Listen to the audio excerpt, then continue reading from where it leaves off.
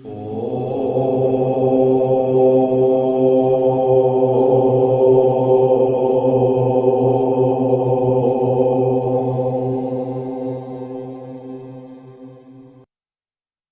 हो सकता है? ओम मंत्र का रहस्य हमें यह तो पता ही है कि ओम मंत्र के उच्चारण से मन को शांति मिलती है और सकारात्मकता बढ़ती है, परंतु क्या इसके अतिरिक्त भी ओम मंत्र का कोई गूढ़ रहस्य है? ओम का रहस्य जानने से तुम्हें ब्रह्मांड के सीक्रेट कोड 369 में से 3 नंबर वाली पहली चाबी मिल जाएगी, जिससे आप सबसे बड़े खजाने के सभी ताले खोल सकते हैं और संसार में सबसे अमीर व्यक्ति भी बन सकते हो, और साथ में यह भी जान सकते हो कि आत्मा क्या है, मोक्ष क्या है, ब्रह्मा क्या है, तुम संसार में क्यों आए हो और तुम्हारा उद्देश्य क्या है।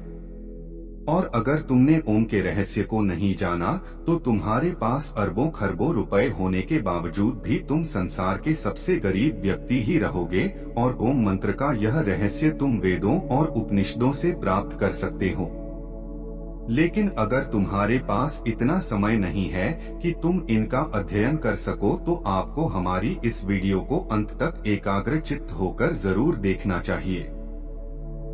ओम सनातन धर्म का प्रतीक है और यह शिव का भी प्रतीक है।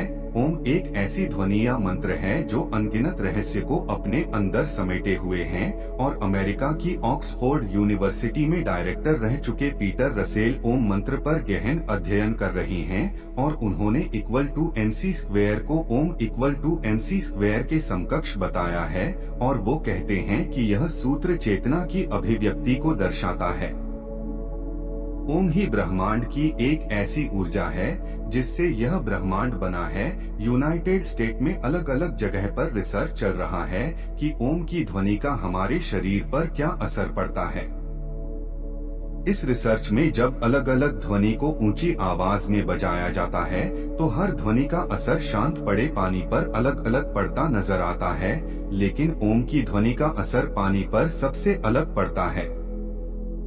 रिसर्चर खुद हैरान थे कि ओम की ध्वनि के बजने पर पानी पर ऐसी आकृति बनती है जैसे कि सनातन धर्म में बताए गए श्री यंत्र की आकृति होती है। ओम के सिवा कोई ध्वनि ऐसी आकृति नहीं बनाती थी। रिसर्चर ने बताया कि ओम की ध्वनि बहुमूल्य ज्ञान का खजाना है और इस गुप्त मंत्र से बड़े बड़े खजाने के ताले तोड़े जा सकते हैं। अब ध्यान से सुनो। देवताओं के सेनापति भगवान कार्तिकेय ने भगवान शिव को ओम का जो अर्थ बताया है वह मैं तुम्हें बताता हूँ। ओम एक ऐसी प्राकृतिक ध्वनि है जो बिना किसी टकराव से उत्पन्न होती है। इसे तुम अक्षर, शब्द, ध्वनि या नाद भी कह सकते हो। ओम में 3 ध्वनियां हैं जिसे मात्रा कहा जाता है। वो है अध्वनि, उध्वनि और मध्वनि। जब अध्वनि और उध्वनि मिलते हैं तो ओ ध्वनि बनाता है, और जब उध्वनि से मध्वनि मिल जाता है तो ओम बनता है। ओम की 3 ध्वनियों से ही समस्त विश्व की सभी भाषाएं और बोलियां बनती है, और गूंगा भी अध्वनि, उध्वनि और मध्वनि यह 3 ध्वनियां बोल सकता है। आपकी भाषा कोई भी हो, लेकिन जब आप उच्चारण के लिए मुंह खोलते हैं तो सबसे पहले अकार की ध्वनि ही निकलती है, और जब तुम उच्चारण के अनंतर मुंह बंद करते हो तो मकार की ध्वनि ही निकलती है, और जब तुम होठों को पास लाकर मुख को आधा खुला और आधा बंद रखते हो तब उकार की ही ध्वनि सुनाई पड़ती है। इसीलिए सभी भाषाओं की सभी ध्वनियां, फिर वह स्वर हो या व्यंजन, ओंकार के अंतर्गत ही आती हैं। इसलिए ओम विशिष्ट वैश्विक ध्वनि है। ओम ईश्वर का प्रतीक भी है। मांडुक्य उपनिषद के अनुसार ओंकार जगत की उत्पत्ति और लय का प्रतीक है। अध्वनि सर्जन को दर्शाती है, उध्वनि सांसारिक प्रपंच को दर्शाती है, और मध्वनि इस समग्र संसार के लय को दर्शाती है। ओंकार आत्मा की 3 अवस्थाओं को भी दर्शाता है। पहली स्थिति है जागृत। इस अवस्था में जीवात्मा अपने स्थूल अंगों और इंद्रियों से भोगों को भोगता है। दूसरी स्थिति है स्वप्न अवस्था। इस अवस्था में जीव अंतः प्रज्ञ होकर जागृत अवस्था में भोगे हुए भोगों को अपने मन के द्वारा अनुभूति करता है। तीसरी अवस्था है सुषुप्ति। इस स्थिति में जीवात्मा आनंदमय ज्ञान स्वरूप हो जाती है और ज्ञान से परमानंद को प्राप्त करती है। और इन तीनों अवस्था के बाद आत्मा ब्रह्मा लीन हो जाती है। इस अवस्था में आने के बाद आत्मा अद्वैत शिव ही शिव रह जाती है। अब उसे जीव जगत और भ्रम के भेद का प्रपंच नहीं रहता और उसे अनाहत नाद ओम सुनाई देता है। अनाहत नाद कोई ध्वनि नहीं है, लेकिन अनाहत एक अनुभूति है जिसमें आत्मा कहती है कि अहम ब्रह्मास्मि शिवोहम, मैं ही ब्रह्मा हूँ, मैं ही शिव हूँ, मैं ओंकार हूँ, मैंने ही जगत के रूप में अपना विस्तार किया है। मैं ही शेर हूँ जो मेरे ही हिरण रूप को मारने जा रहा हूँ, मैंने ही अपने पुत्र के रूप में जन्म लिया है और मैं ही मेरे माता पिता के रूप में जन्म ले चुका हूँ।